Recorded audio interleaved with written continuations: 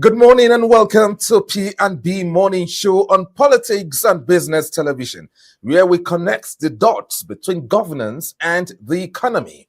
Nigeria stands at a defining moment. Political decisions made in Abuja are directly shaping the realities of businesses, households, and investors across the country. From debates about our democratic structure to questions of accountability and institutional reform, Nigerians are demanding leadership that delivers real results, not just promises. On the economic front, businesses continue to battle inflation, currency pressures, and policy uncertainty. Yet, resilience and innovation remain strong. The challenge is clear. How do we align politics and productivity? How do we ensure that policies translates into growth, stability, and opportunity for the average citizen? This morning, we will analyze the top political developments and examine what they mean for your business, your livelihood, and Nigeria's future. This is P&B Morning Show, where policy meets prosperity. Let's begin. My name is Omike Joseph Matthew, and of course, I have my ever co-host with me, in person of Chidi Kenneth. Good morning, OJ. OJ, like I said, you are looking very beautiful. You are shining brighter and brighter. Really? Just like the political and, or will I say the electoral reform. You are So brand new as a new reform. So the electoral reform is shining. Yeah. Is that what you are saying? Because the president has already ascended his signature. Anyway. So we have a brand new electoral reform. And that is how you are looking this morning. So good morning to you. How did you spend your night and all that? OJ, I slept and I didn't even shake till this morning. It was a one-way traffic sleeping. This kind, sleep. I didn't even notice, even though you threw a bomb last night, I wasn't even hear it. I slept well. As a result of some activities, right? Yes, I was involved in the campaign yesterday. I went around to see things for myself. You know, Abuja is deciding by Saturday. Yes. The campaign is getting heated up. Today will mark the end of the campaign. Of the campaigns, yeah. So yesterday, a lot of political parties were here and there trying to galvanize support. Yes. From Nyanya to Karo to Jikwe to Rozo, even to Gosa, down to Lugbe, Area 1, just name it. Everywhere was just full of political campaign and activities. Wow. So I want to see that the turnout will be very high this time around. Okay. I don't think there will be any voter party this time around. Okay. So we just hope that the FCT council election, coming up, will be one that everyone will see what INEC can do and then see the possibility of the 2027 elections going it's a litmus free, test. fair, and it's a litmus test for INEC. Yeah, definitely it will be a litmus test, and we have other elections coming up, the Oshun and so on and so forth, coming up. You're watching the P&B Morning Show right here on Politics and Business Television, Abuja. Up next is the newspaper review. When we return, we'll surely look at what the papers have in stock for us this morning. So do stay tuned.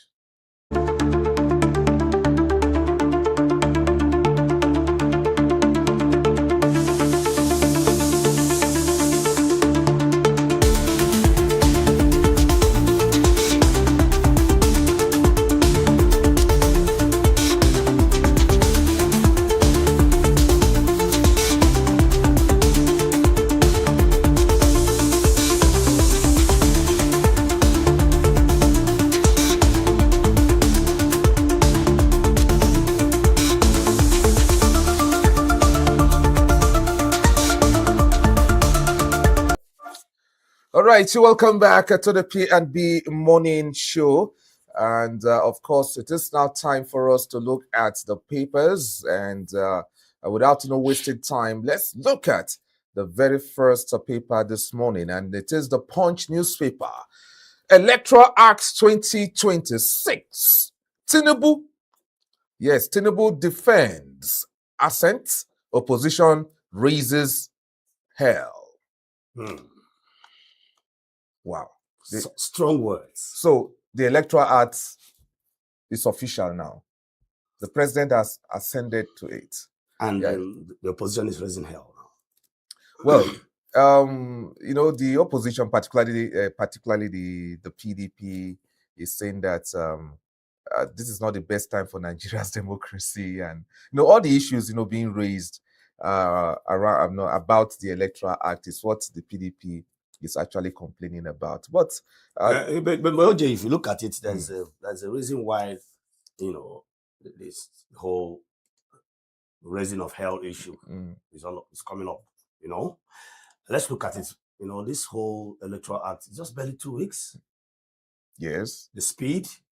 But it has been there all this while. Yes, but the speed.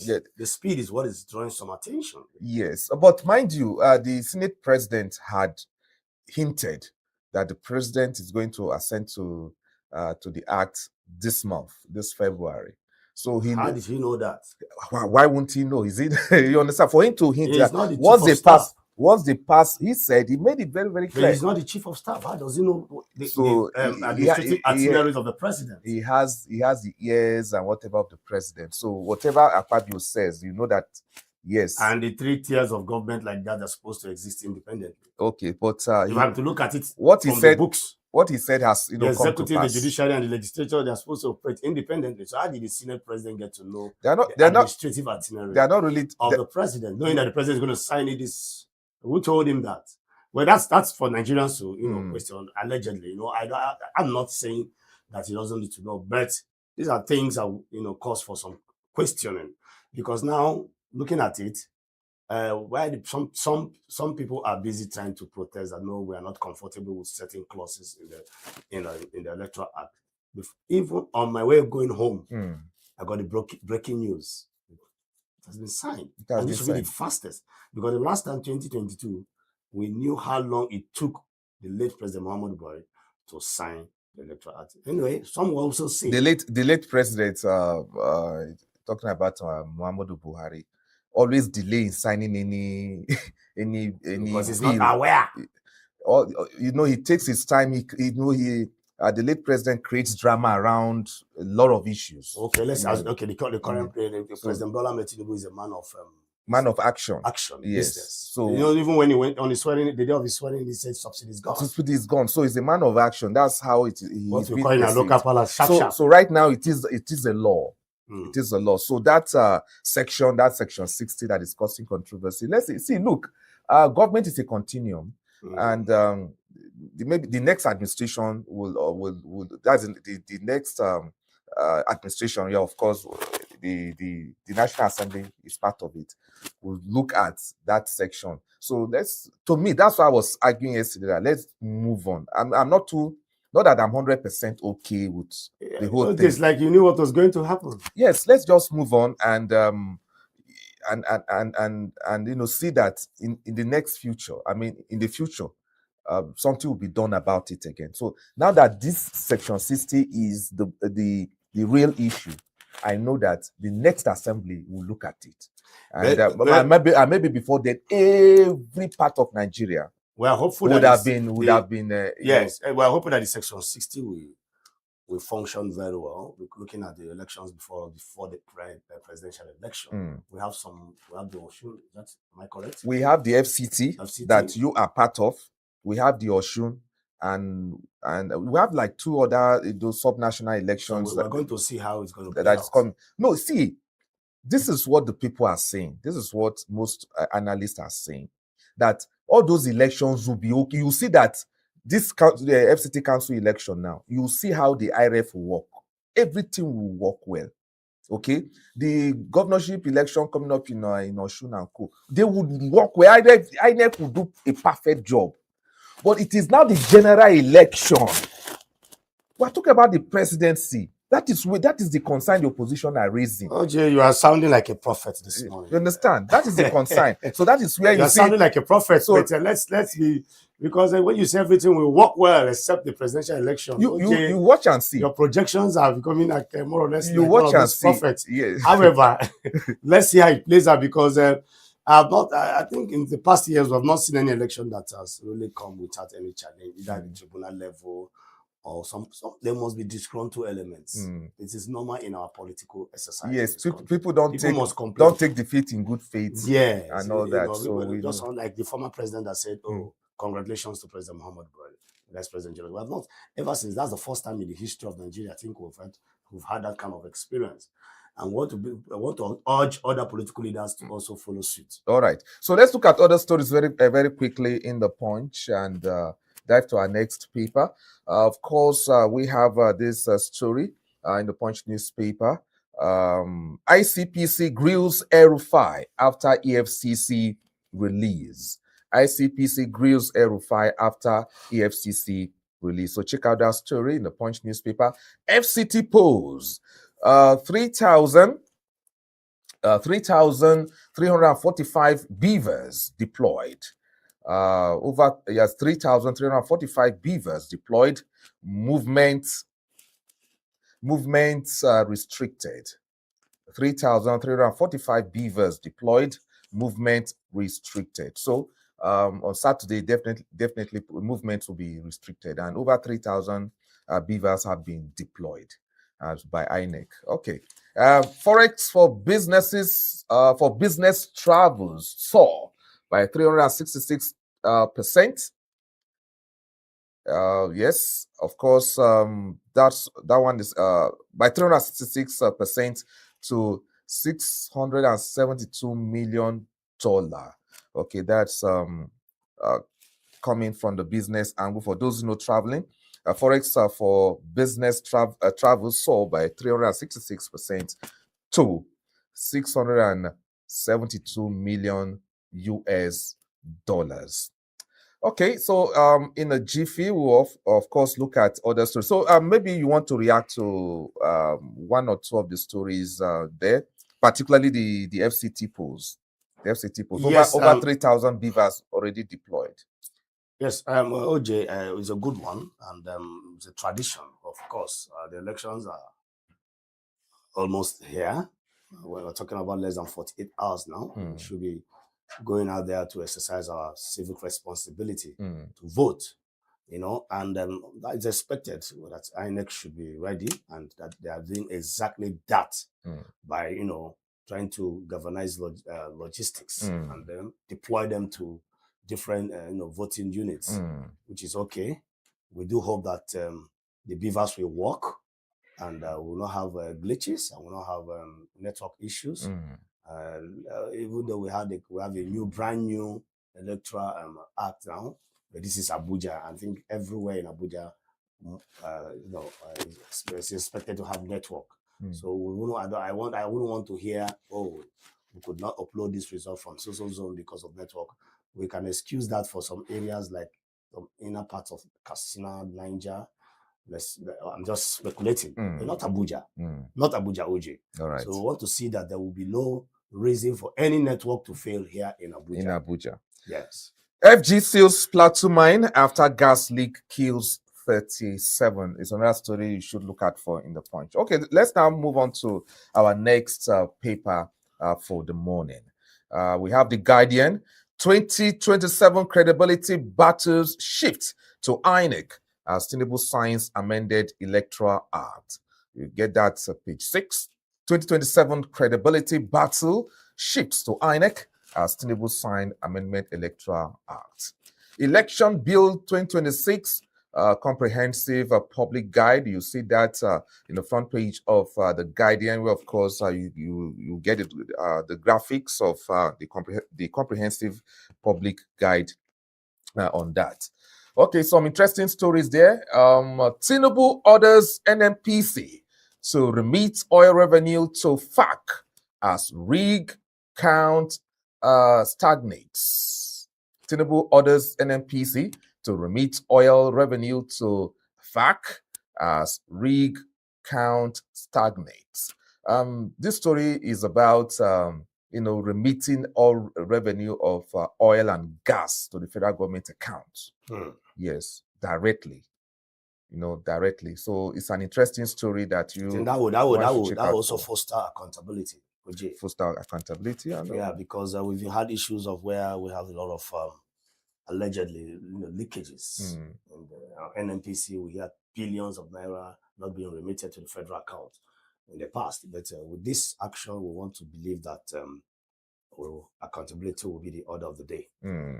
All right, so do we still have other stories coming from the Guardian this morning? We'll quickly check out again. Mixed reactions. Protest trail Delta APC World Congresses. So interesting stories coming from the Guardian. So let's move to our next paper this morning. And which one do we have? The Nigerian Tribune, as always. Tinubu signs Electoral Act 2026. Tinubu signs Electoral Act 2026, and the writers says our laws must grow with experience. New law alters INEC February date for presidential NAS election.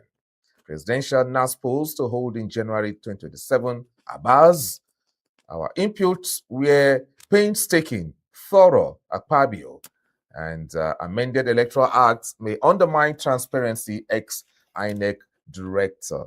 And so these are some of the juicy aspects of the headline you'll be getting from the Nigerian Tribune this morning concerning the Electoral Act that was signed yesterday by Mr. President. So you can see the picture there, where of course he was being flagged by the big boys. Yes. You see the Senate president looking at the president, signing the act yesterday into law. The speaker, the deputy speaker, the minority leader, Chief of Staff, Okweyemi, and of course others. So that's interesting front page, coming from the Nigerian Tribune this morning. So Tinubu signs executive order for direct remittance of oil, gas revenue to Federation account.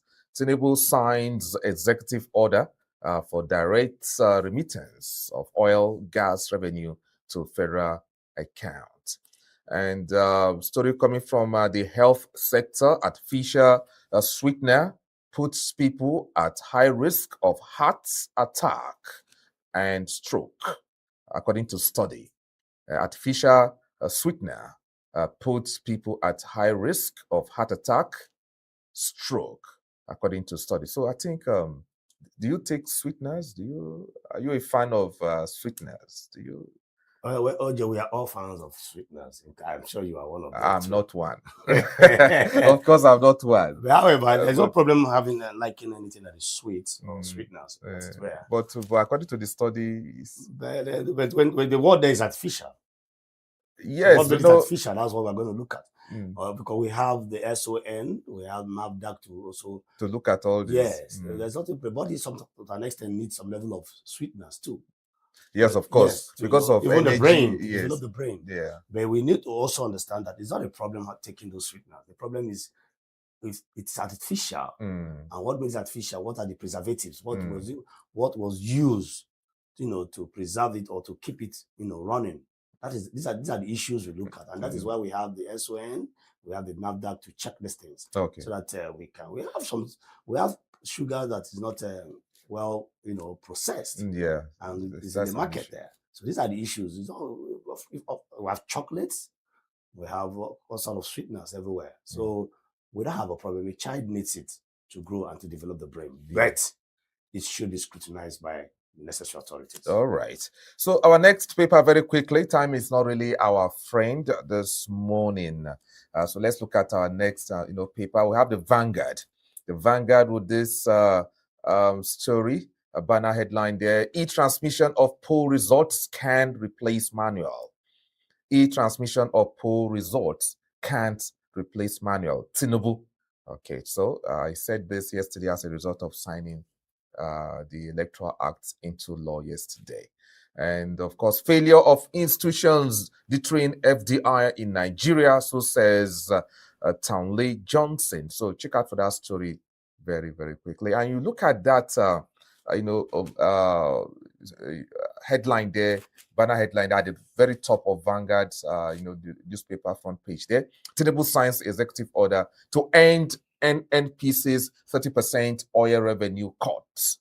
Tinubu signs executive order to end NNPC's 30% oil revenue cut. Check out that story in page 20 of the Vanguard.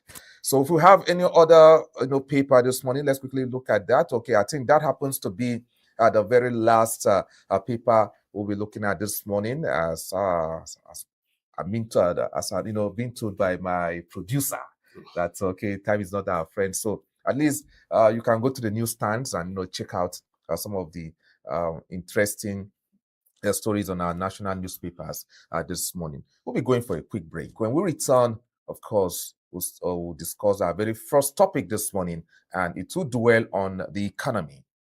So do stay with us. We'll be right back.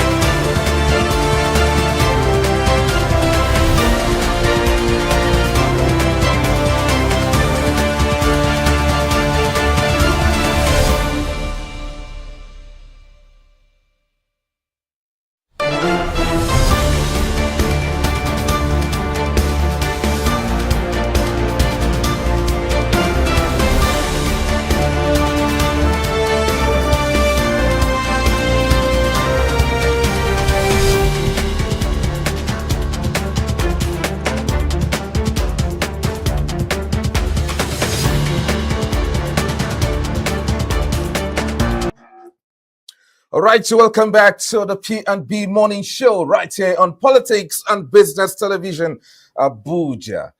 Remain Omike Joseph Matthew. Now, today we begin with a bold economic forecast that is already sparking conversations across boardrooms and trading floors. President of the Dangote Group, Aliko Dangote, has projected that the Naira could appreciate to 1,100 Naira to the dollar this year. Speaking at the launch of Nigeria's industrial policy in Abuja, an event attended by Vice President Kashim Shettima, Dangote expressed optimism that ongoing reforms could reposition the economy for stronger growth, even as the currency currently trades around 1,300 Naira to the dollar.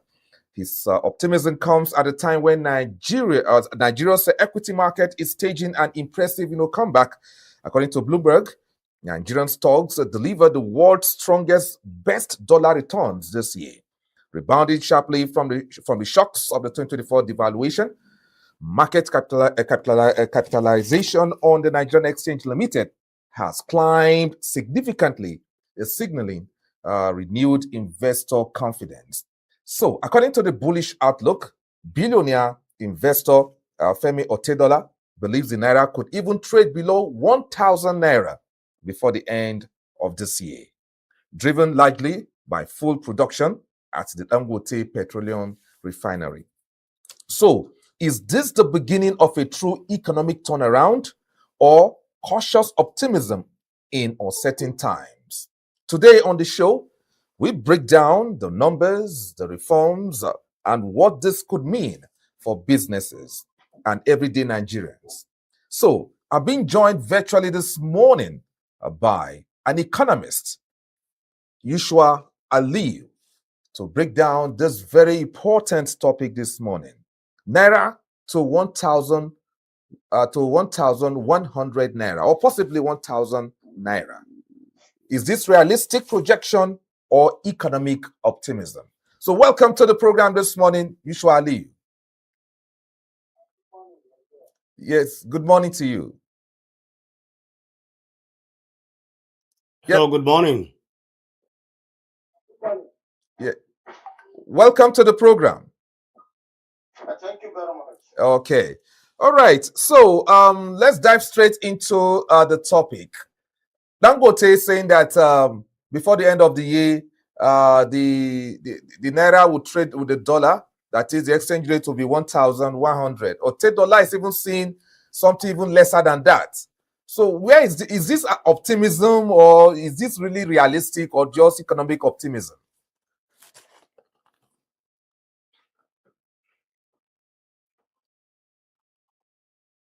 Yeah, we can't hear. Hello, can you unmute, please? Please, can you unmute? Okay. Yes. Okay. Yeah, we can hear you now. We can hear you now. Oh, well. Hello. Yeah, you Yes. can go ahead, please. As Dangote and Otedola, these are business gurus that have played a good role in Nigerian economy and also understand the terrain.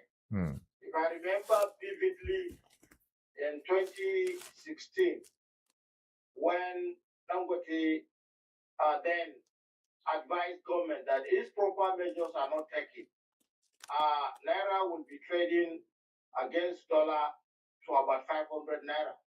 People take it for granted because at that time, Naira was trading against dollar less than 200 Naira.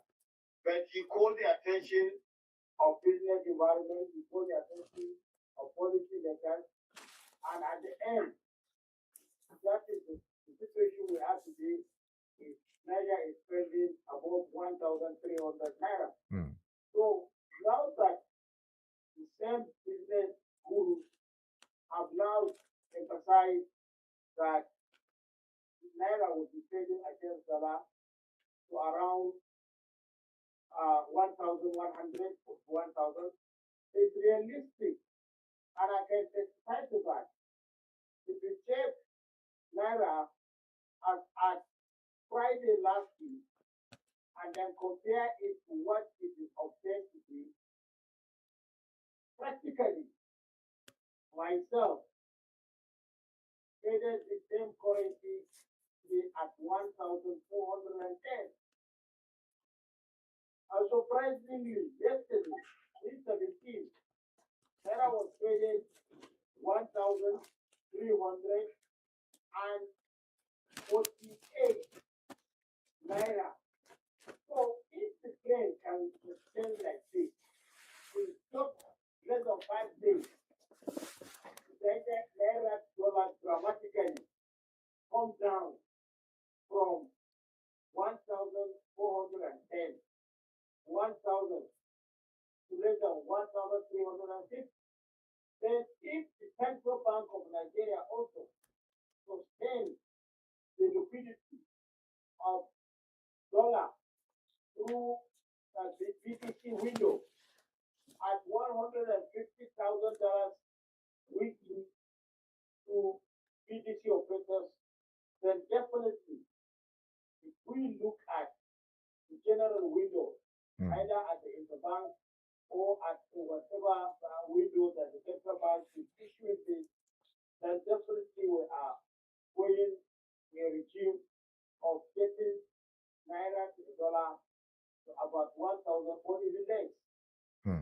All right. So, what specific government reform could realistically drive the Naira from the 1,300 to the 1,000, 1,100 within 1 year? Remember, demand for US dollar is declining. Okay. And it is declining not only because previously CMS consumption is foreign based, now it's domestic.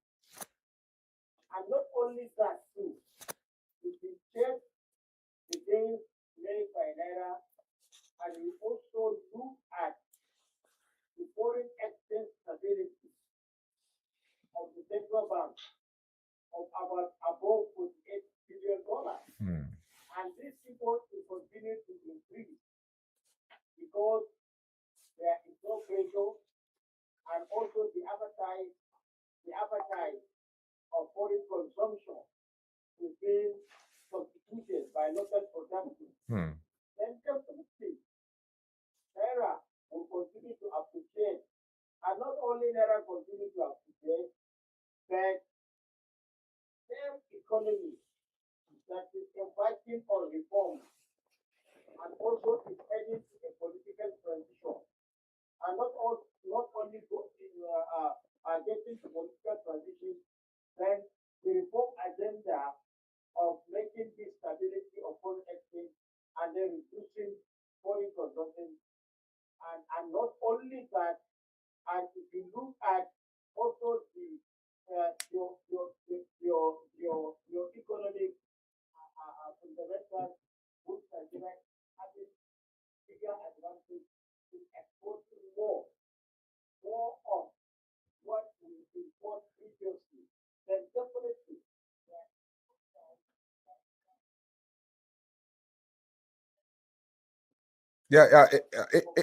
Okay. We appear to have to be losing you at one point there, talking about the audio. We hope that the audio will improve. Now, Chidi, despite Naira, gaining some stance over the dollar, things have not really significantly changed in the market, because if you go to the market, that is what the traders always know the exchange rate. They always use the exchange rate as an excuse. So what the Naira, gaining, some stance over the dollar in recent days has not really translated to the fall of the prices of goods and services in the market. Because yesterday you said that you went to the market and there are some increment in some goods and services when it comes to the prices. Yes. So what do you make of that? Do you have a question for our guest? Before I go to the question, I want to first of all, appreciate the fact that the Naira at least is coming down. At some point, the Naira got to almost 2,000 Naira, dollar in Nigeria, and it was climbing up geometrically.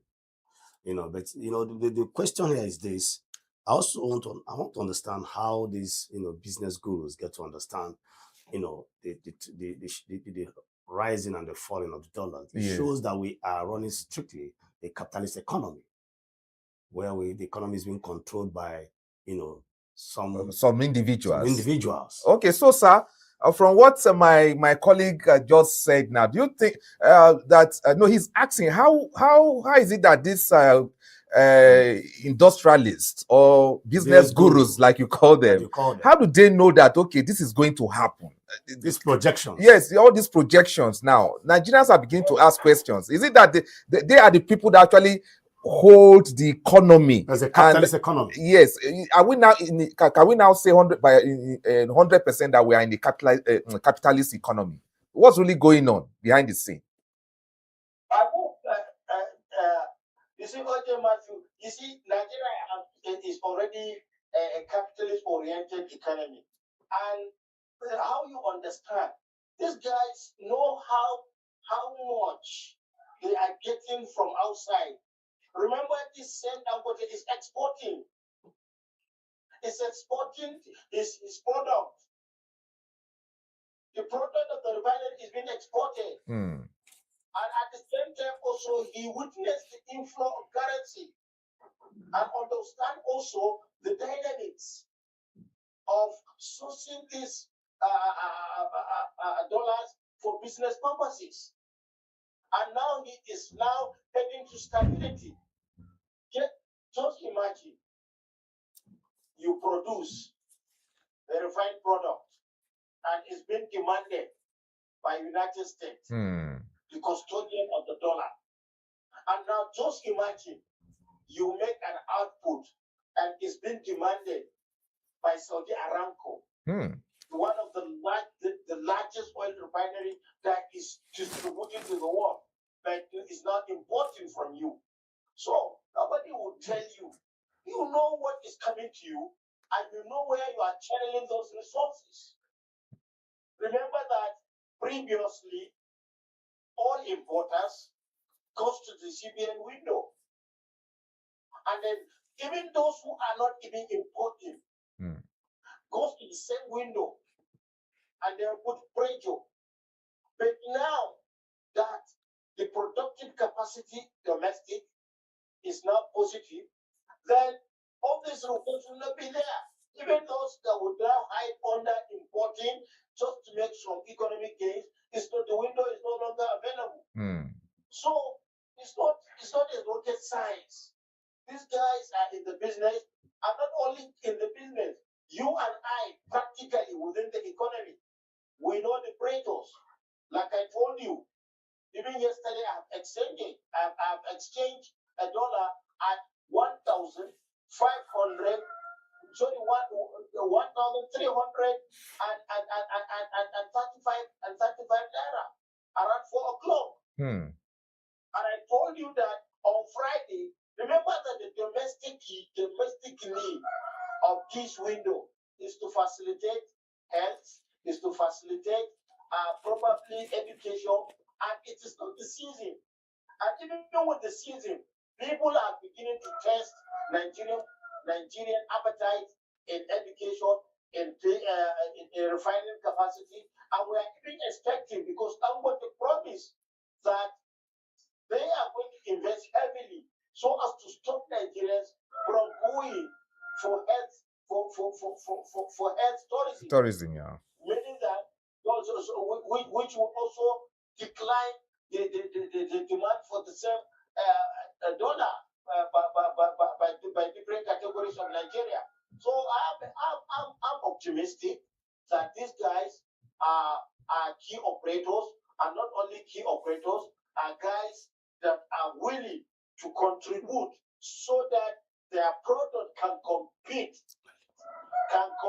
locally with any production line, and not only any production line, and they are also ready to increase the capacity of what they are exporting, so that there is going to be an additional influx of the same dollar rate, which will also give us more stability. And by having that more stability, our Naira will be appreciating, and if it is appreciating, government has to come in now to check our tax indices, which always our producers are using. All right, Mr.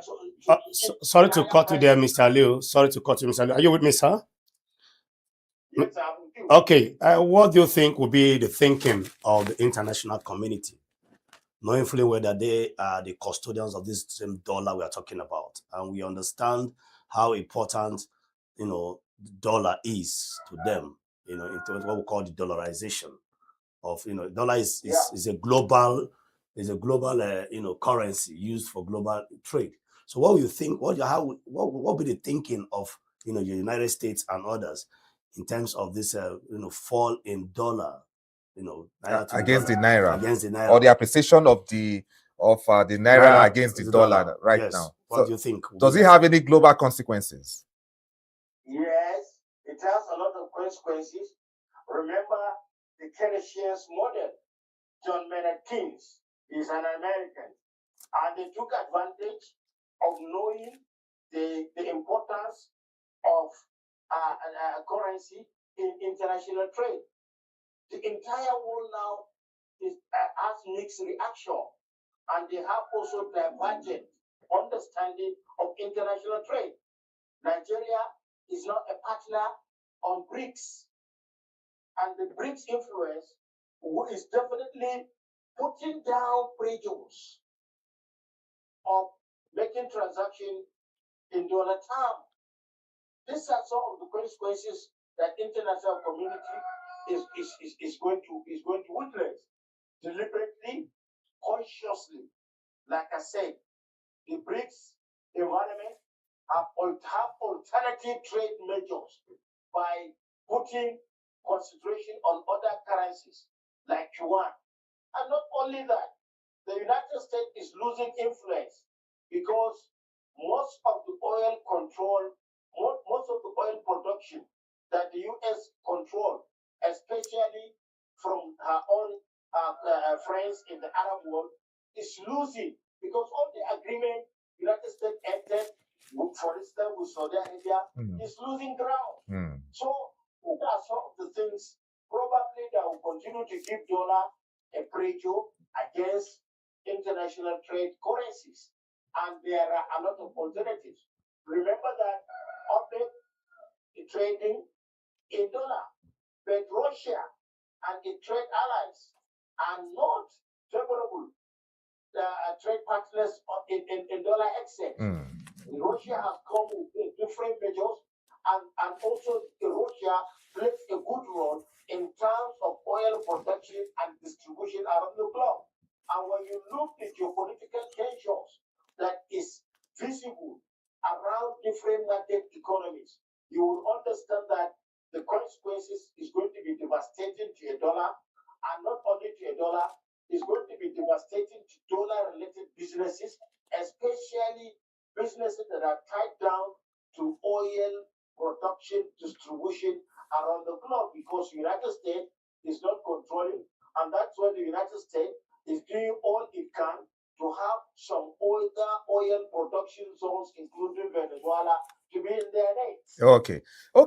Let's look at the markets. With market capitalization rising on the Nigerian, Exchange Limited, foreign investors truly returning to the country. Is this what it means? It means great for Nigerian economy, and it also a kudos to the central bank policies of trying to attract investors. Remember the FPR is still 27%, which is very, very attractive to any foreign investor. And when you also look at the signal raised by Dangote, Nigeria is now on the map.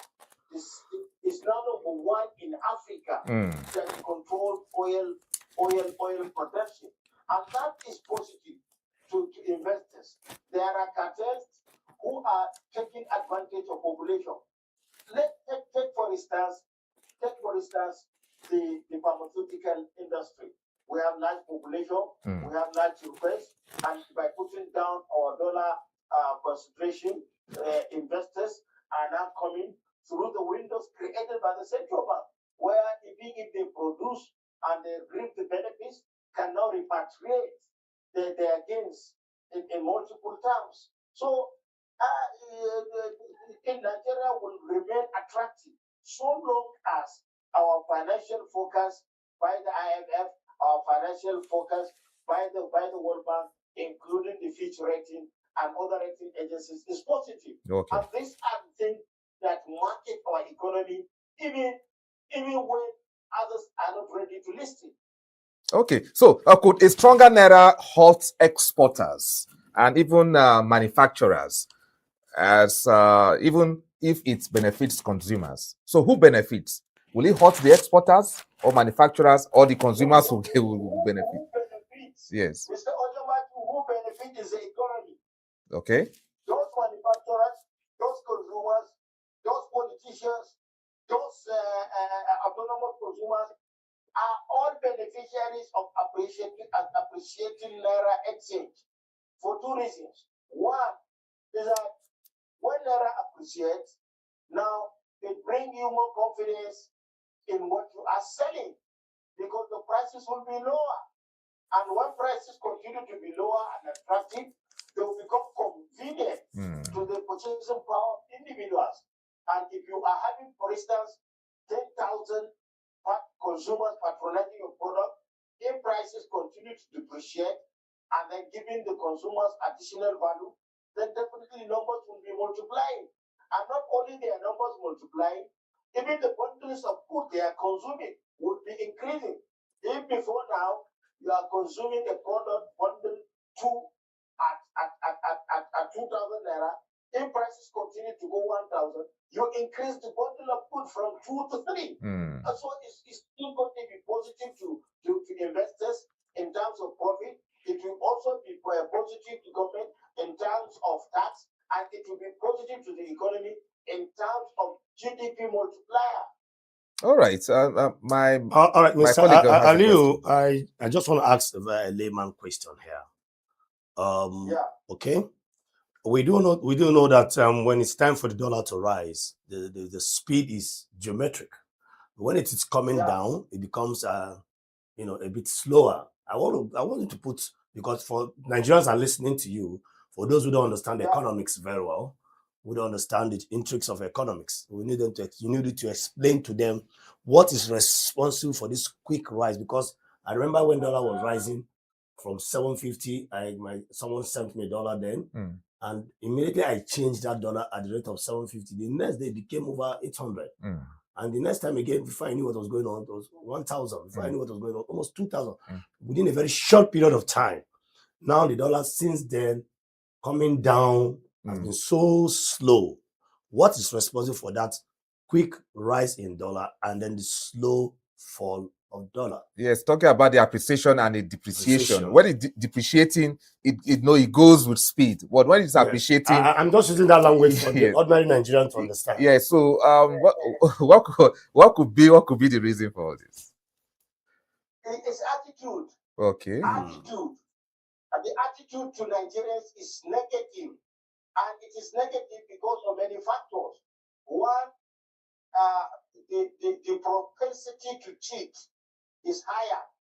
But it is wrong to say that in geometric terms, the exchange rate to Naira, when it is going higher, it's the same thing coming down.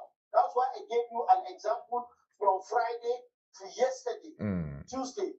The fall, 1,410 on Friday, and on Monday and Tuesday is 1,350. This is also geometry. But why is that people manipulate? For instance, at the example you are giving, a transport order who was charging 1,000 naira per kilometer for 10 kilometer continue to charge 1,000 naira because he is doing that just to manipulate. Because the attitude of individuals in terms of profit making is that not every entrepreneur wants to make abnormal profit. Nobody wants to make normal profit. And that's why Adam Smith always prophesies and say that it is not out of a benevolence of a beggar that you eat bread. It is out of his selfish desire of profit making. That's why you are eating bread. So they are not just doing anything to become more religious or whatever you can say, spiritual. And the second factor is, remember that NPR is still high. When NPR is high, cost of borrowing is high. So even when dollar comes down and against Naira appreciate, it cannot generally changes the price level because that same manufacturer that is manufacturing in Nigeria, the cost of borrowing by interest rate is higher, and he has to do everything. And remember that there is a process of economic recovery, and in economic recovery, it will take time for prices to come down after taking it higher as a result of multiple factors. One is the dollar exchange rate. The second is the FPR, which also translates to the cost of borrowing in our commercial bank. Okay. And the third one is as a result of poor information. You know, when perfect is market, when market is perfect, we have different categories of market. We have perfect market, we have monopolistic market, we have perfectly monopolistic. So any time when you are discussing market, you look at the market scenario. But in general terms, the general market structure in Nigeria, that we are operating is a contestable market. Okay. It's a hit and run market. That's why you see that even when prices fall, for instance, the price of PMS fall from above 1,000 to less than 1,000. And you cannot see that because some are taking the gain. The first people that are taking the gain are those who are using the PMS as a variable cost in what they are doing, especially in transport. The barbers, all the barbers, all of them. Nobody reduced price from the normal price in 12 months. But the prices of the energy they are using, one, the electricity has gone up, and then the second, the energy cost of gasoline comes down. So they took advantage of that imperfect knowledge and then manipulate their gains and then counting gains while others count loss. All right.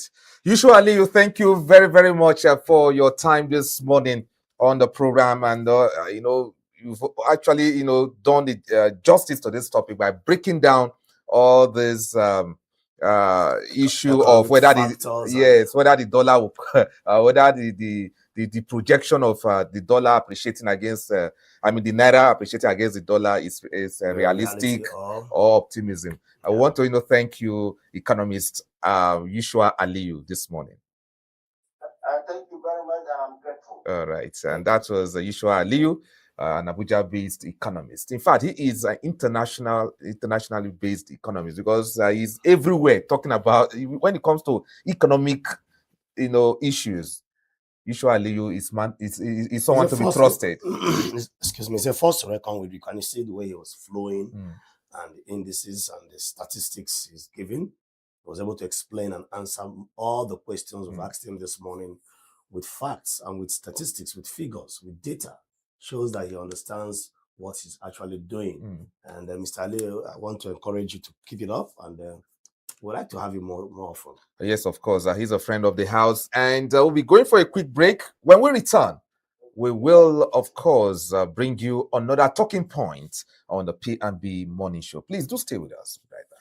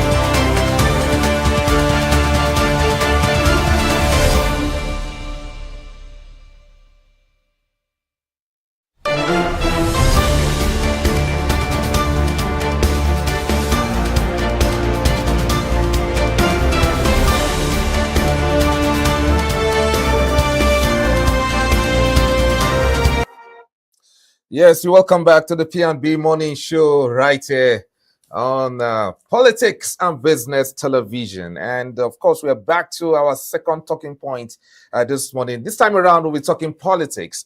And we turn our attention now to a political question that is gaining traction across Nigeria's power circles. Now, is controversy turning into political capital? Now, former Kaduna State Governor Nasir El-Rufai has found himself at the center of intense public scrutiny in recent months. From political disagreements to mounting criticism and investigations, his name has remained firmly in the headlines. Now, but here's the bigger question. Is the current ordeal diminishing his influence, or is it amplifying his relevance? In politics, visibility often translates to viability. History has shown that for some leaders, public battles can strengthen support bases, energize loyalists, and even reposition them as dominant voices within their political space. So today we ask, is this a case of political setback or strategic spotlight? Is the attention around El-Rufai weakening him or inadvertently, rebuilding his national profile? So stay with us as we unpack the politics behind popularity, perception, and of course, power. I'll be joined very, very soon by a humanitarian and of course, a social commentator also, in person of Paul Uyi, who will be joining us virtually also to break down this very important topic. So, Paul Uyi, are you there? Hello. Can you hear me? Yeah, good morning. Okay, I'm here. I'm actually trying to work on my video to see that my face can be seen. Okay, all right. So it seems I'm having issues with that. Okay, thank you. Good morning, I'm here. Yeah, good. Thank you very much for joining us right here on Politics and Business Television, Abuja. Now, we are talking about issue of El-Rufai. Is the current political pressure on Nasir El-Rufai damaging his image or strengthening his national visibility? Sincerely speaking, I have been asking myself, could this be village people after El-Rufai? For you to come up on a national TV to acknowledge the fact that you were privy to an information of how some group of people intercepted a phone conversation or communication of a whole NSA of a nation. I think that is shooting yourself on the leg. So I don't understand, this is not looking very good from the side of Madam Nasir El-Rufai, because I was just asking myself this question, that how did Madam Nasir El-Rufai get to this stage? Now, all of us know how the politicking is done in our own part of the world, that the ruling party always find a way to suppress or silence the opposition. And in my own area where I come from, they use the proverb that they used to they say they will say someone who we want to set ablaze and is rubbing himself with fuel. It makes the job easy. So it's very, if you look at the situation of our country, you will realize that the ruling power always want to silence every other opposition. And for you to give them that chance, I don't know what to say about El-Rufai. This is not looking good at all. All right. My colleague is here talking about Chidi. Now, Chidi, Buba Ahmed, one of the chieftains in northern Nigeria, had an interview with the National Daily yesterday, and he said El-Rufai is advising El-Rufai that when you are in a ditch, stop digging. That is just like the same adage, our guest has just, narrated now that, okay, you want to set someone, we are not trying to be graphic here anyway. We want to set someone on fire, and the person then suddenly pours himself fuel. So it's making your job easy. It's a form of a body cream. Yes, body cream. But I want to differ a bit, OJ. Okay, please, can you quickly, yes, you have a question for him? Yeah, before I ask him a question, I want to differ a bit from that. Okay. There's a saying that goes that whatever cannot kill you make you stronger. Okay. Sometimes when you define the Greek defines problems as pro ali, which means something that throws you to the next level.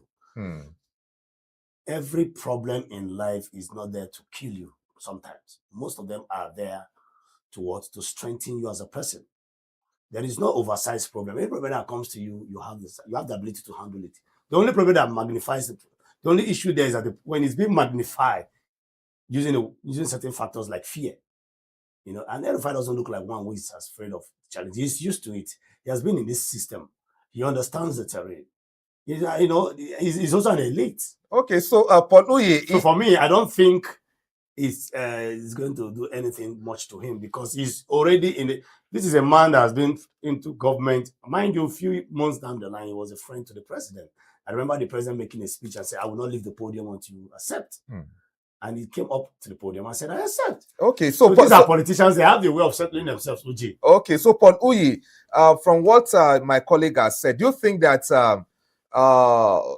Nasir El-Rufai is equal to the task? Would equal to the task of the problem he has found himself? From that perspective, you would agree with me that Madam Nasir El-Rufai. It's like we've lost that communication from our guest there, Paul Uyi. Paul Uyi, okay, we'll try and re-establish that connection back. Why would do that, Chidi?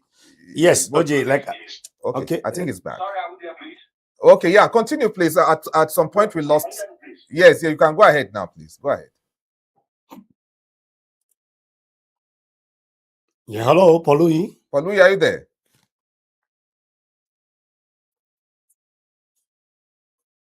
Okay, please. I think we can continue here. Why we? Hello. Oh, you're back. Can you hear me, please? Yes, go ahead. Go ahead. Yes, I'm here. Okay, go ahead. Okay, fine. So if you look at the gravity of what we have on ground, I don't think it's something we should just get this in. Because if let's assume that Nasir El-Rufai is working, if he was working with a terrorist group, it's not an assumption. Nobody is saying that. And you have confirmed that you were privy to an information via the phone conversation of the NSA of the country. That is the house of security in this country. Any information around security, that is where it's housed, the office of the NSA. So it means that you can have access to information that can be given to terrorist group to arm the nation. That's what it means. So we need to understand the coloration around this issue. So if the government is going to leverage on that to deal with El-Rufai being a very solid, and I can say it's one of the most qualified opposition that they have, being a very solid opposition is not going to get out of this easily, no matter how big a politician he is. So you have to look it from that, and you have to observe it from that. I pray that they are not going to come at him from that angle. That who are these people you said have information? Because this is hacking, because you are not permitted to eavesdrop the conversation of the NSA. Okay, now we will need this argument for the courts. Already, the federal government has taken El-Rufai to court in this regard. So, but the question I'm asking this morning is these problems around him? Okay, like this morning now, he is with the ICPC. And as we are talking, it appears it's even with the DSS now, because the moment he left the FCC yesterday, the DSS picked him up, and the ICPC also had some questions with him and all that. So all this ordeal, is it making him popular or killing him politically? That is the question we are asking. Okay, fine. As a matter of fact, it's not killing him politically. If the plan is to kill him politically, no, they failed. This is actually giving him popularity. And from at least that's what has been trending. Exactly. For a few days now. Exactly. I will find everywhere. Because how can you be having case with EFCC, you're having case with DSS, you're having case with the ICPC? It seems that the world is just on you, on top of you. So it's giving him serious popularity. Okay, I think we lost Paul again. The connection. Before Mr. Paul comes in, there's a saying that by Nelson Mandela also. He said, when you see any man that is being talked about, okay, there's something about that man. You understand? Everybody, see, like just before Mr. Paul mentioned what he just said now, I am already of that opinion that you're making him more popular. Because now El-Rufai already was popular. He has been a minister. And when he was the Minister of FCT, we knew what he stood for. The demolitions and all that. So he was popular. Then he became the governor of Kaduna State. Now is out of the, as a governor, and now you are bringing him back to the spotlight again, transferring him from one security agency to the other, from EFCC to ICPC to the DSS, and after that, we don't know where else they will take him to. So, yeah, hello, Paul. His name is appearing in every front page of the newspaper, and in every screen you look. Once you tune your television, you see El-Rufai. So more or less for me, you are marketing him. Yeah. Okay. Sorry. I think Paul is trying to connect with us. Paul, if I think we are having issue with your network. Can you maybe change position or something, because you are breaking? You are not transmitting in real time. You're actually not transmitting in real time anymore. That's what she did say. So, I'm trying to work on that. I'm actually trying to work on that. Okay, you have to transmit in real time. In real time. All right, so we can hear you now, Paul. So go ahead. I think we can get you. We can get your audio. We can hear you loud and clear. If the picture is not there, don't worry. Just go ahead, please. Hello, Paul. Okay. I think. You can continue with your thoughts, please. Okay. While we are waiting for him to transmit in real time, like I said, El-Rufai is being made popular. OJ, take it or leave it. El-Rufai is being made popular because you tune to the TV stations, El-Rufai. Radio station yesterday, I was going home, El-Rufai. Newspaper, El-Rufai. Yes, Paul, we can hear you now. Yes. Okay.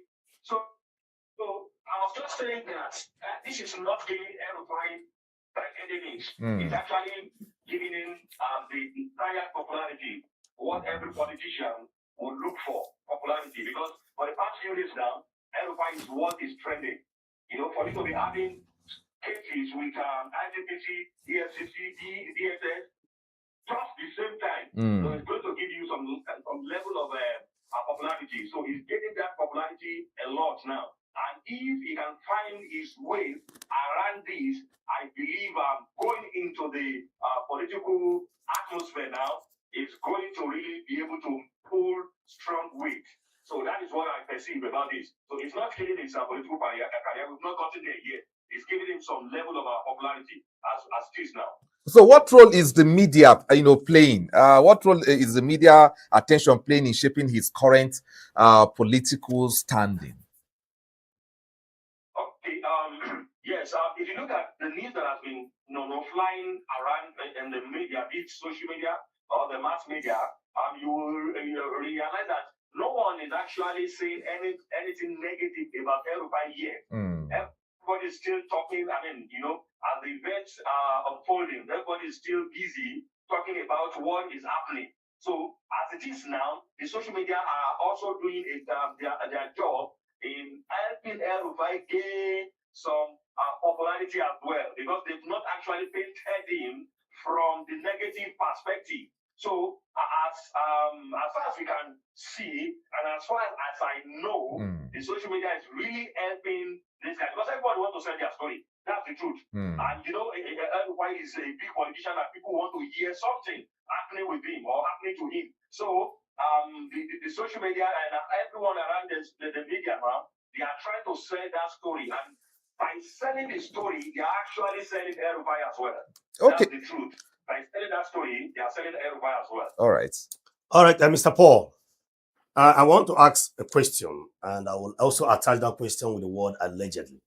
Now, when you come to political calculations, certain factors are being used as a means of distraction, or distracting Nigerians. Could it be possible that this El-Rufai saga is a way of distracting Nigerians from the real, INEC, from issues of the electronic transmission? Because if you look, because if you look at it now, Nigerians are not really talking about that much now.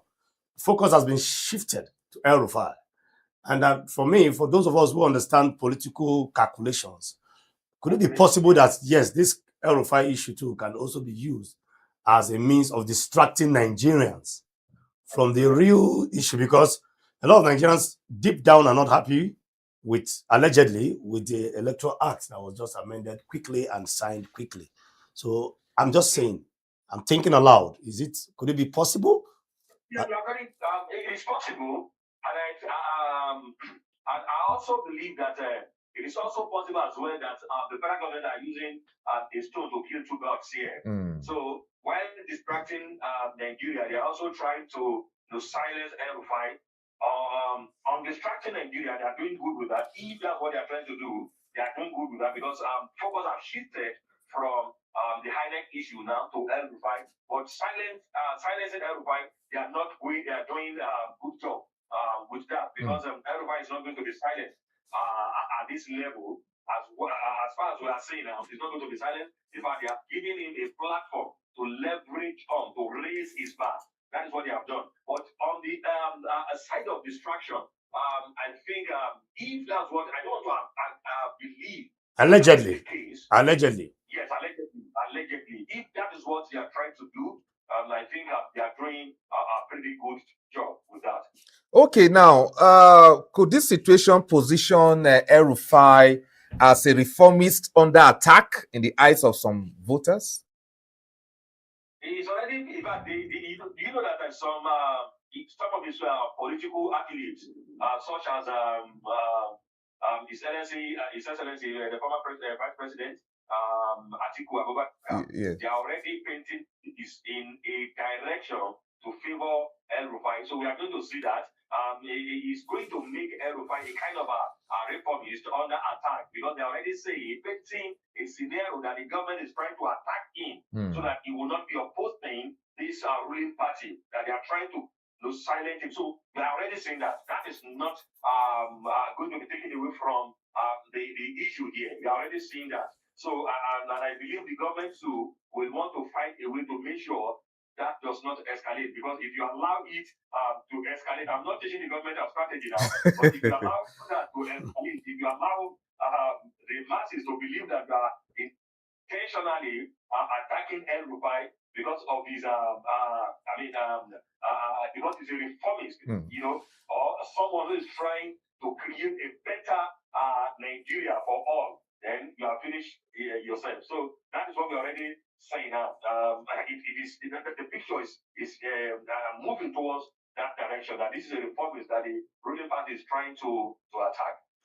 Okay. So, all right, Mr. Paul, another question I want to ask you. Do you see any possibility of this whole attack making El-Rufai to cave into the ruling party? Because some are already saying, some Nigerians are already saying that at the end of the day, he will cave into the ruling party. And one of the prominent politicians sometimes came out and said, when you join a ruling party, your sins are forgiven. So do you see that sins being forgiven this time around if there's a possible caving by El-Rufai? Allegedly, anyway. It is possible. You see, as a matter of fact, it's possible if he moves back to the ruling party, there is every tendency that his sins will be forgiven. We have seen it play in time past. But knowing who Madam Nasser El-Rufai is a top nut to crack. He's not someone who would want to give in so easily. So I don't see a scenario where they are going to threaten him to submitting to the ruling party. I'm not saying that yet. I'm not saying, most of us know Madam Nasser El-Rufai. I'm not saying that playing out as it is now, that they are going to threaten him, and frighten him into coming back to the APC in such a way that he will now agree to whatever the party wants to do, going into the election. So I don't think, for now, I'm not saying that. I'm not saying that. Okay, now going back to the issue, to that revelation concerning intercepting communications of the National Security Advisor, why would somebody like, let's say, El-Rufai come on national TV to say such a thing? He was once a minister, once a governor, two-time governor, and all that. So he knows the implication of what he's doing. Okay, I can even answer that for you. Mr. Paul, permit me to answer it. No, I'm not asking you now. I'm asking Mr. Paul. Answer it. No, don't worry. So Mr. Paul, I will answer that. El-Rufai is one who has a trajectory of, speaking freely, straight to the point. There was a time he came out on national TV to say, I'm a Buharist. Yes, he said it while he was a sitting governor. And I can remember that I watched it. He was standing with Amechi, right beside him. And now I've forgotten the next person that was standing beside him. And he said it. That I'm a Buharist. We the Buharist. So El-Rufai is someone who, if you know, like Paul said, he's a tough person. He says his mind. He doesn't censor what he wants to say. But does that really answer the question I just asked? Why would he? He has a trajectory. So please allow Paul to Paul, answer let me us. hear. Yes. Let me answer you. Now, give it to him. El-Rufai is a strategist. No doubt about that. So if he has come up to say that thing, forget the fact that you think he does not censor what he says. No, he's censored what he says. He knows what he's saying. As a matter of fact, if he has come up on the national TV to say what he said, he prepared himself for that thing. And that is what I want to believe. He prepared it. He knew what was going to happen after uttering such statement. And he wanted to create an atmosphere, a kind of he wanted to create a kind of an atmosphere where everything is focused on him. He knew that if he made that statement, the government are not going to take it lightly with him. So he understood what he was doing. Do you understand me now? So you think he does not know what he's saying? No. He's not a fool. Everybody's not a fool. He can be many. No, I didn't say he doesn't know what he's saying. I didn't say so. I'm only saying that he is known for one who speaks boldly. El-Rufai is known for that. He doesn't censor what he says. Sometimes he doesn't know. He doesn't mix words. Sorry, that's not exactly what I'm trying to say. He doesn't really mix his words. He's blunt. And so to add to what you're saying and to align myself with what you're saying, I quite agree with you too, because I watched a program on Arise Prime Time yesterday by, is it Charles or something? And one of the lawyers there was saying that El-Rufai is trying to drag out something from the NSA. The problem is, yes, he's trying to drag out something from him. The issue there is that was his line truly hacked. And if his line was truly hacked, it's a big issue on its own too. So yes, a big issue on the part of the NSA too.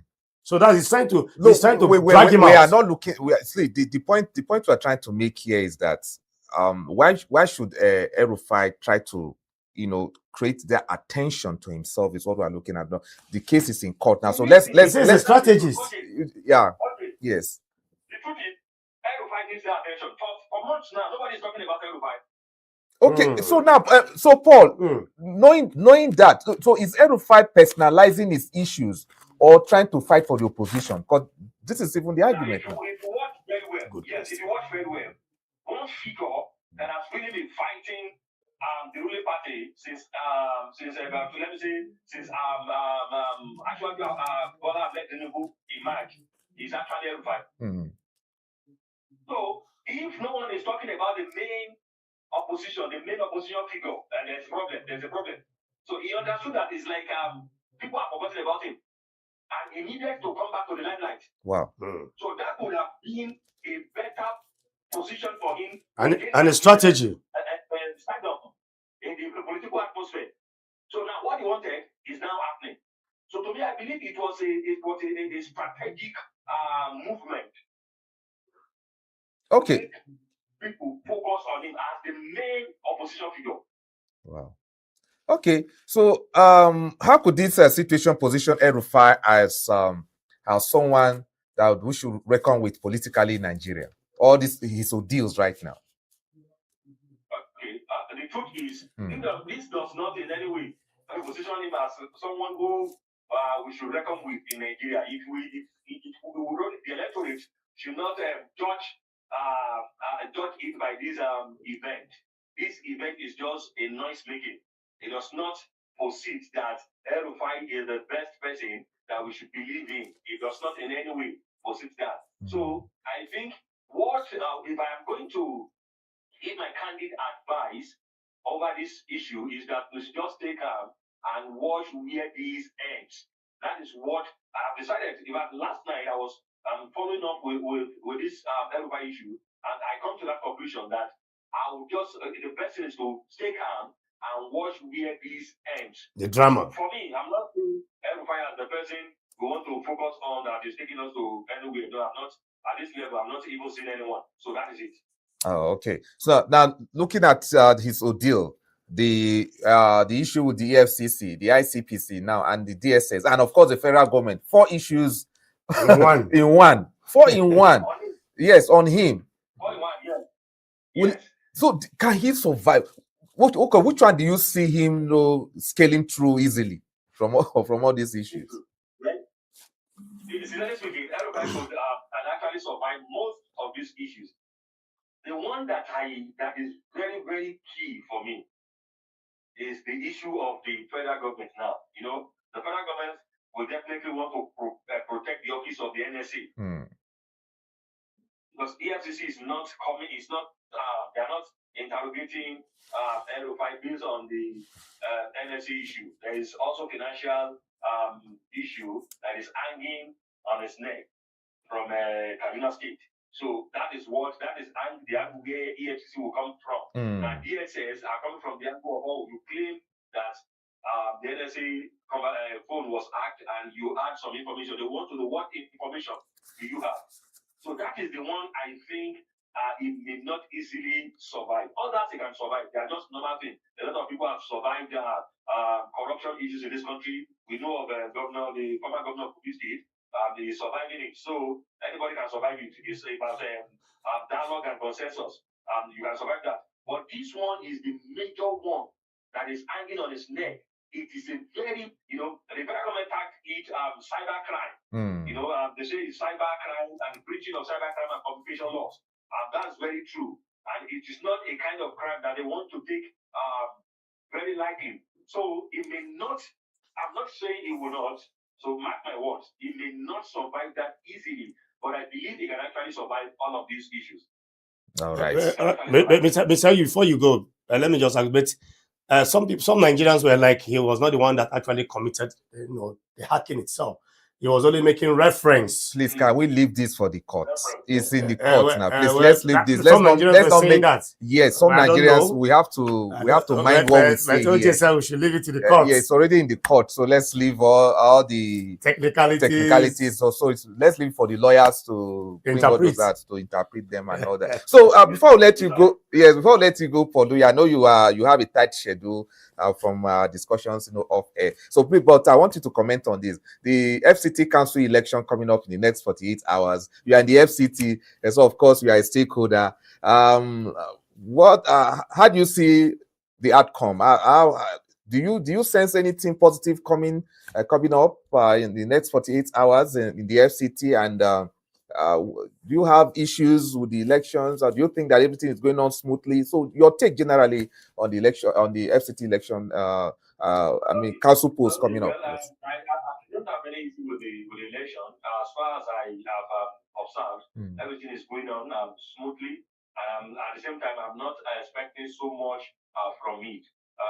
The power that being decided or determines who wins. So and so far it's going on smoothly, and we're just hoping that the right person emerge. So that is it. So from now, there is no problem. There's no issue about this election. It is what it should be for now. So that is, I will leave it at that. All right, thank you very much, humanitarian Paul Uyi. Thank you so much for joining us this morning on Politics and Business Television. Oluyi, yes, Paul Oluyi. I beg your pardon. So, Paul Oluyi, thank you very, very much for joining us. Thank you so much. Okay. It's very good to be here. All right. And that was Paul Oluyi. Of course, he's a former National Program Officer and present Program Associate of the Institute for Humanitarian Studies and Social Development. So, he is a humanitarian, a distinguished humanitarian at that, Paul Oluyi. Yes, let me now come to you, Jay. Yeah. There is this emphasis you are laying on the courts this morning. Yeah. Is it because you are dressed like one of those SAMs? No, it's not like that. We have to leave issues of the court for the court. So what happens in London stay in London? So the federal government have already taken El-Rufai to court. Charging him with some cybercrime offenses. So you understand? So to be as if we are trying to preempt. No, we are not preempting it. Yes. we are in tune with the society as journalists. So even as journalists, we should also know the rules. We know the rules, but we also know that we are only airing out certain opinion about the people, what people are saying. Different. Even you watch TV yesterday, you hear one or two lawyers say one of them. Okay, all right. We'll be we're not holding brief for anybody. All right, so let's go for a quick break, please. And when we return, we'll talk on some other issues before we wrap up the show this morning on the P&B Morning Show.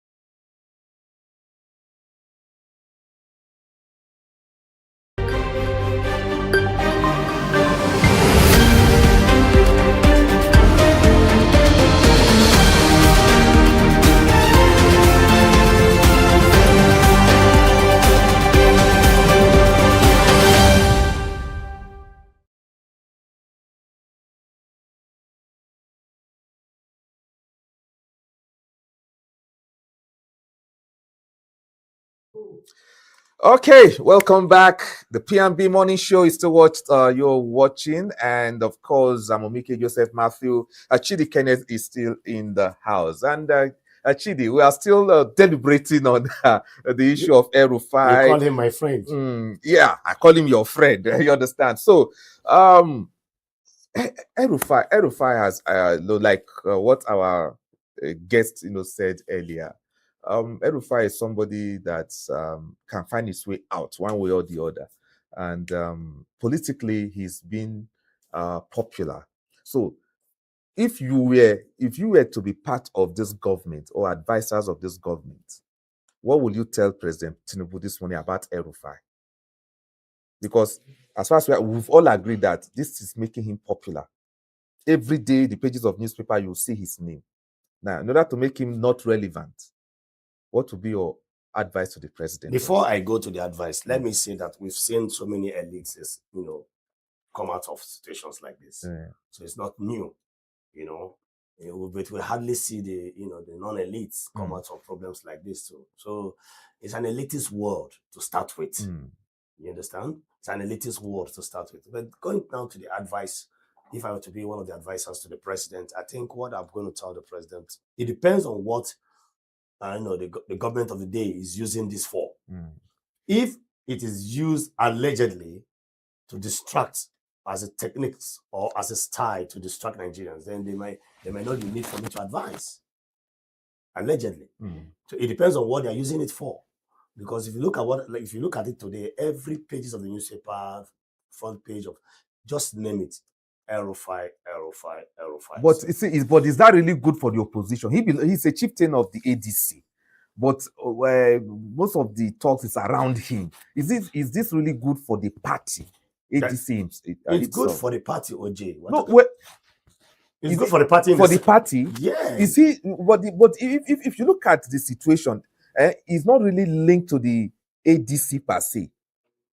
That his ordeal. Yes. It's not linked. It's personal. It's his personality rather than the party. But he is supposed to promote the party. He's a person that belongs to a party. Yes, but he's not promoting the party with his problems. Now, looking at it directly or indirectly, the party will be mentioned because he's a member of a party. He's a member of the party, but to me, from what I am seeing, from the way El-Rufai is being reported, it is more of a personal thing than a party affiliation. That was why I said directly or indirectly. Indirectly, the party will be mentioned. Directly, it's El-Rufai. Let's take, for instance, if it were to be Peter Obi now. Yes. If it were to Peter Obi, you know that it is the report will be that the government of the day is against an opposition leader.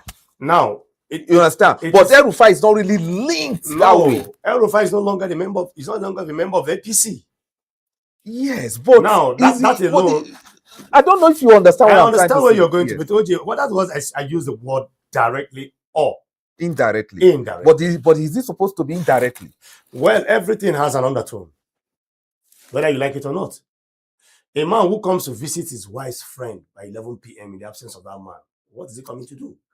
There's an undertone. So the undertone is because he was not made minister. Well, it could be anything. The undertone, first and foremost, is no longer my party member. We've seen this play out, allegedly. We've seen this thing play out in the country. Now we've seen people who are who were not party members before. And somebody came out, OJ, for crying out loud, openly to say, if you join a particular political party, your sins. What are those things? You see, my concern. So now it shows that these things, in politics, a lot of things happen, OJ. Seen and unseen. There are certain things we see, and so now I understand. Making him popular is going to make him popular. And yeah, of course, by extension, when you are talking about, I cannot be talking about OJ, and by extension, don't talk about your state of origin. By extension, not dive into other issues about me. Yes. But it depends on the gravity of the way you link me with those things. Okay? It depends. For instance, if you are talking about me for whatever reason, positively or negatively, okay, is it going to rub on the station? Okay? Would you now link my problems with my present organization or just me as a person? You understand? So if the whole thing is on me positively and not affecting my organization positively because I am here, then of course there's a cause for concern. OJ. So it now becomes like a personal thing. So the point I'm trying to make here is that we are talking El-Rufai. Now El-Rufai is a celebrity politically, right? Political celebrity. A political celebrity. But he's not like, I don't know, that's my feeling. It's not linked to the ADC. It's not the ADC cause. It's not like promoting the ADC the way Peter Obi and Atiku Abubakar are out there campaigning. Okay, is he campaigning now? No, he's not campaigning for anybody. He campaign last week, OJ. Yeah. He did. Okay, he did last week. Yes. But his ordeal is overshadowing that. Well, that's why I said, when you say directly or indirectly, I'm talking of the direct one now, he's El-Rufai as a person. But somehow, who is OJ? There is no way you are going to talk about OJ without mentioning where you work, what you do. You're a journalist. Where do you practice as a journalist? P&B television. Now, these are when you are being arrested by the police and you're taken in for questioning, your data will be collected. Part of those data is whatever that makes you OJ. Now, whether you like it or not, he's a party member. That is why the likes of the former president Atiku will come out and also make some statements. If he was not to be a party member, Atiku will not just come out like that and make that statement. Rotimi Amechi and the likes of them.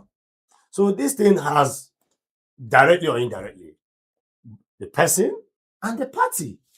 Yesterday, OJ, it's interesting to know that when I was observing the campaigns, I saw a man who reacted when he saw the poster of El-Rufai, lined up alongside with Arabashola and the rest of them on the ADC, flag. Yes.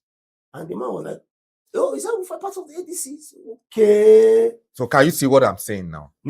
Now, this fellow did not even see El-Rufai as an ADC chieftain. Now, but the issue El-Rufai is going through has made him to connect that, he's a member of ADC. Okay, that okay tells a lot. And that there are so many Nigerians saying that's okay. But you can now see El-Rufai from the onset was part of the whole the coalition. Was a family but member. Now this fellow you just talked about is just knowing for the first time. So is it? You understand? He's just knowing for the first time. Peter Obi, who joined later, who even joined the party officially later, even though he was there at the inauguration from the onset, is more known to be like a front. Because Peter Obi has been a presidential candidate and he has organic followership. You should know that. Peter Obi doesn't need any press attention. I witnessed Peter Obi going around. I saw him going around. I was privileged. I was at the UTC when I came to do something. And the next thing I saw everywhere, rowdy crowd, women were running. People were literally crying to touch him. And I was wondering what's going on. And they said, Peter Obi is around. Now, Peter Obi has his own grace, his own organic followership. And he's been a presidential candidate that shook the polity. So coming there, he has that history coming for him. So the El-Rufai, like Paul Oleye said, has not been in the limelight for some time. Probably strategically he decided to spark up one of the things that also bring him back to the limelight. So let's hope that, but like I said, these things, there's no permanent, OJ, there is no permanent enmity in politics. And the permanent friend. There's no permanent friend. Okay, let's quickly, before we go now, let's quickly look at this issue before we wrap up the program in the next 5 minutes. Is the issue of this Nigerian that was killed in South Africa. Now, he is a e-hailing driver. E-hailing driver. What we call the Uber driver. The Uber boat or whatever. Or boat. So in this case, he works for, I know he's a boat driver in this case now. So some passengers, like you know the way they do, they requested for his services, and at the end of the day, he was killed by these passengers, and his vehicle was hijacked. So only on Monday, the three suspects were arraigned in court in South Africa over the killing. And the name of the Nigerian is Isaac Satlat.